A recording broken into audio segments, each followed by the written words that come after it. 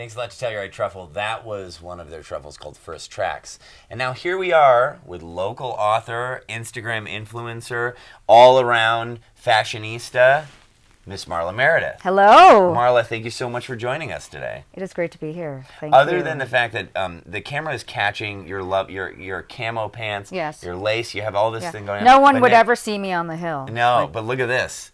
Look at this, everybody. I don't know if you can pull in on this one, but we have Christmas. How did you get the Christmas nails? So I had to do a story on the Grand Junction Mall, actually, believe it or not. I had to do a shopping experience there. And what happened was I went in to get a quick manicure, which I asked for just red sparkles.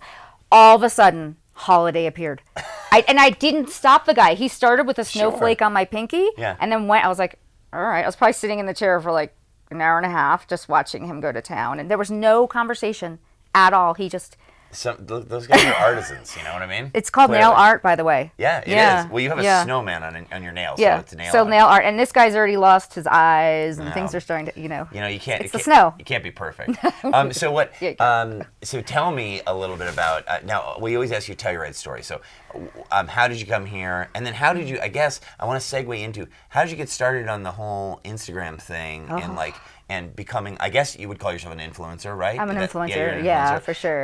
And so let's segue right into that. So how did you get here, and then how did you become? Okay, so the sort of lifestyle food blogging component started back in 2009, and that was when the blogging world was just beginning. It was infantile. There weren't that many of us. It was a good time to catch the wave. It was pre-Instagram, right? Very much so. Yeah. Very much so. I'd say it was Facebook and Twitter. Yeah. Way before Instagram. And it was also a time before Pinterest, actually. A few years before Pinterest. So I started in 2009 by virtue of wanting to rebuild a career. I was a textile designer after college. Had my babies. They were 3 and 6 at the time, where I was like, if I don't start working again, I'm going to go crazy. So all of a sudden, I was really into marathoning and health and fitness and food. So I started a blog called FamilyFreshCooking.com, which a lot of people here probably remember, because that's what it was when I was first started rolling around Telluride. I started coming out here actually earlier than 2009. I started coming out here in 2003, and I wasn't really a skier. I did grow up in the Northeast, but it was icy.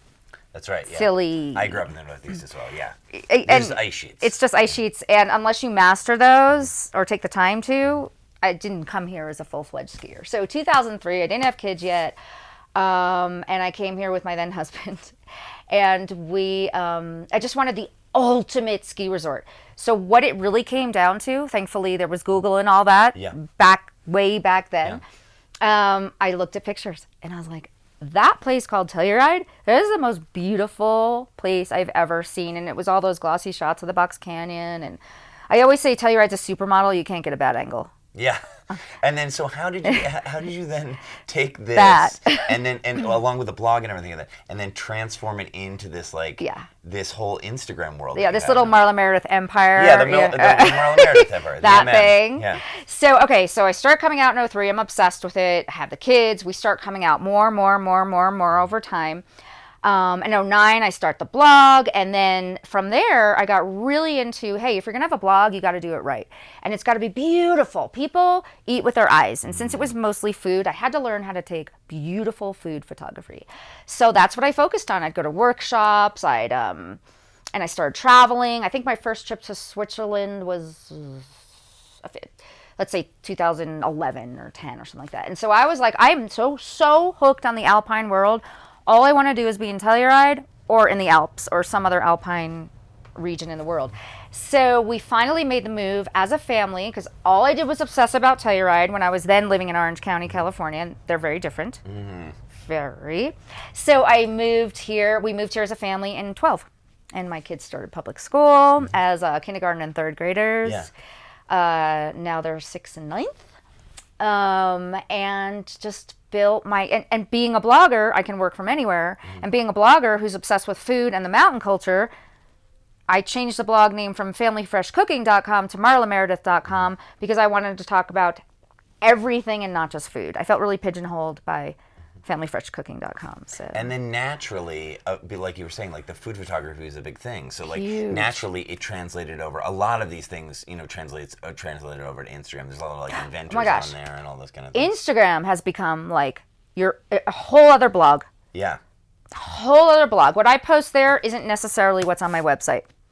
Nice. It's the same messaging. Yeah. But I've been having a lot of fun on Instagram now with sort of those animated. There's all these fun things you can do with like, oh, it's not really snowing here, but I'm going to make it snow.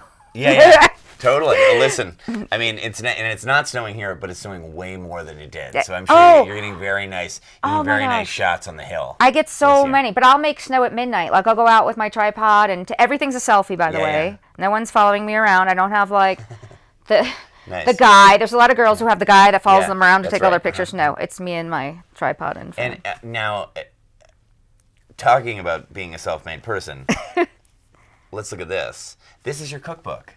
You released a cookbook. I did. There's you. That's High me. Alpine Cuisine. That's a selfie. And there is a variety of stuff in here. What are some of your favorite dishes in here? I saw the cookies in here. Okay. The other night we actually had a chat at the library. I did a signing, and speaking of which, there'll be signings throughout the season, just so you know. Yep. Okay.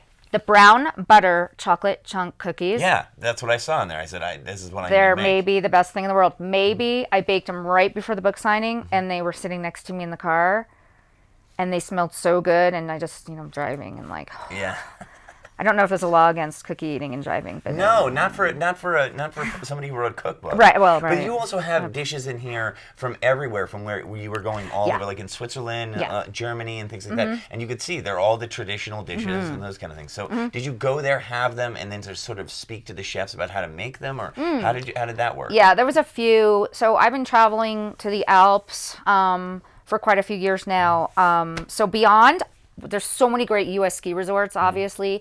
And I gleaned a lot from the different resorts that I enjoyed, sort of signature meals. I made my own versions of them. But yes, a lot of alpine foods. I spoke with chefs. I did a lot of recipe testing. I learned about the local ingredients in those regions. But then I made sure that you guys can cook it here without any issues, that you can sub in any...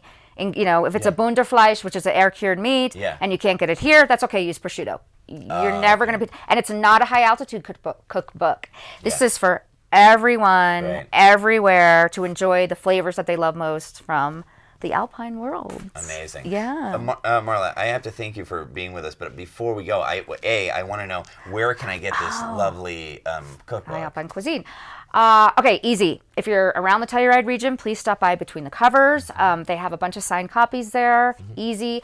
And beyond that, I'm all over the web. Amazon, Target, Walmart, Barnes & Noble. Where do we find you if we want to follow Instagram? Or everywhere, Marla Meridith.